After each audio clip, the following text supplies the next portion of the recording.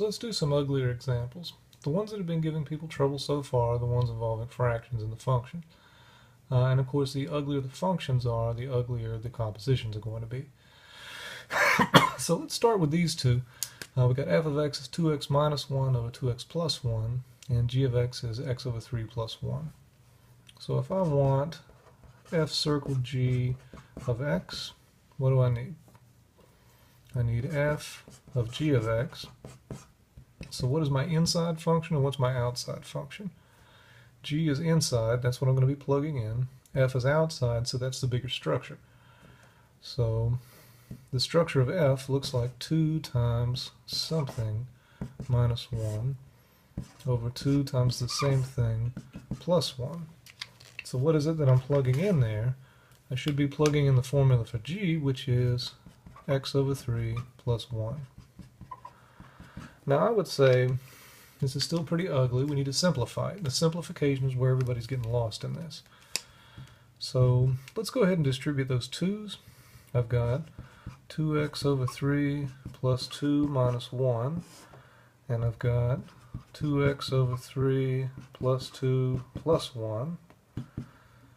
Alright, so we can combine some terms here. I've got, let's see, 2x over 3 plus 1 over 2x over 3 plus 3. So what can I do with this?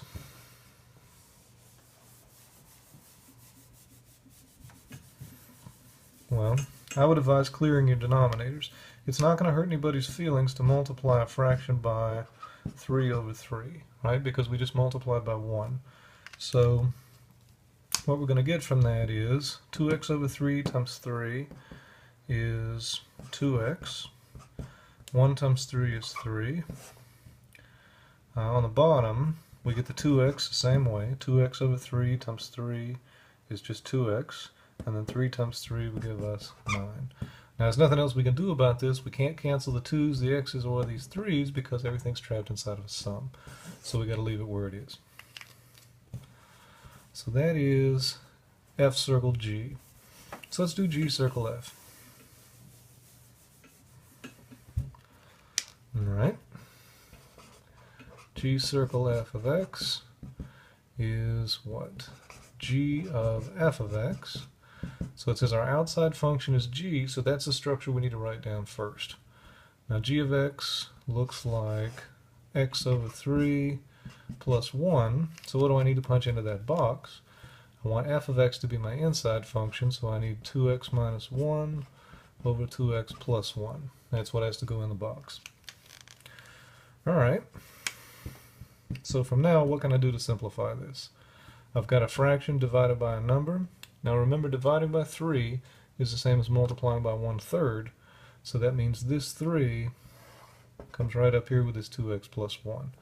So what I've got is 2x minus 1 over 3 times 2x plus 1 plus 1. I can get a common denominator and simplify this a little bit, so that what I've got is 2x minus 1 over, what is this, 6x plus 3. And I could rewrite that 1 as 6x plus 3 over 6x plus 3. So now I can combine like terms on the top. 2x plus 6x will give me 8x. 3 minus 1 will give me 2. And on the bottom I've got 6x plus 3. I don't think there's anything we can do to simplify this. Even if I factor this out, if I take out a 2, I've got 4x plus 1. If I take out a 3, I've got 2x plus 1. So there's nothing I can cancel between the two. So I would leave that be. Alright, let's go ahead and do g circle g, and we can leave that bare of f circle f until the end.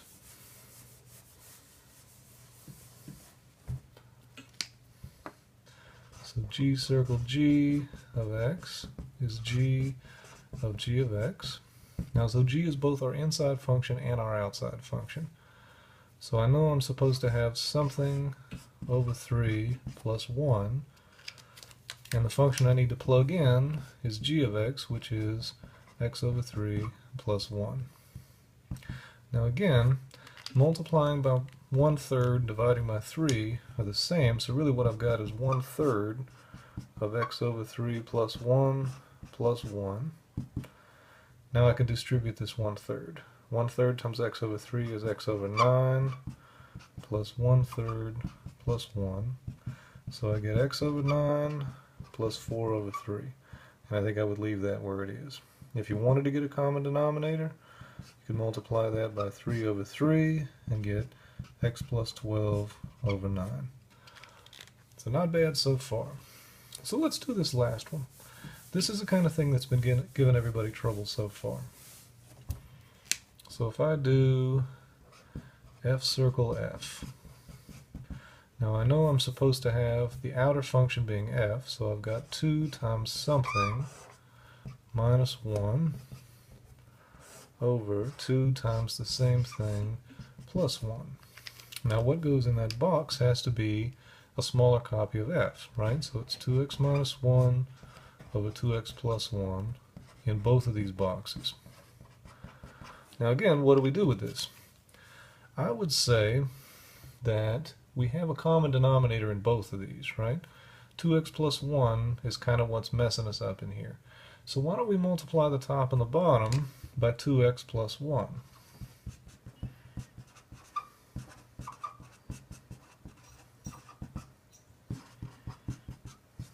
Now enable us to clear our denominators. Okay, so if I multiply this part by 2x plus 1 and this part by 2x plus 1, what happens when I distribute it out? In the first term, when I multiply these two things together, the 2x plus 1 is going to cancel.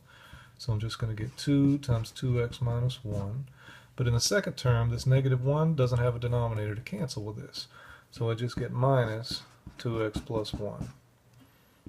Right? Because it's minus 1 times 2x plus 1. And on the bottom, it should look exactly the same, except I've got a plus between the two pieces. Right? 2x plus 1 cancels on the first term, and I get 2 times 2x minus 1. This time I will get plus 2x plus 1. Okay. So one more step is to combine like terms. On top I've got 4x minus 2 minus 2x minus 1. If you distribute this 2 and carry this negative. And on the bottom I've got 4x minus 2 plus 2x plus 1. Keep in mind I can't cancel any of these things because they're all trapped inside sums. I can collect like terms. 4x minus 2x is 2x. Minus 2 minus 1 is minus 3. Do that in another color so it shows up. So I've got minus 2x minus 3. And on the very bottom, I've got what? 4x plus 2x is 6x minus 1. Now I don't see anything you can cancel from that, so I would leave that the way it is for a final answer.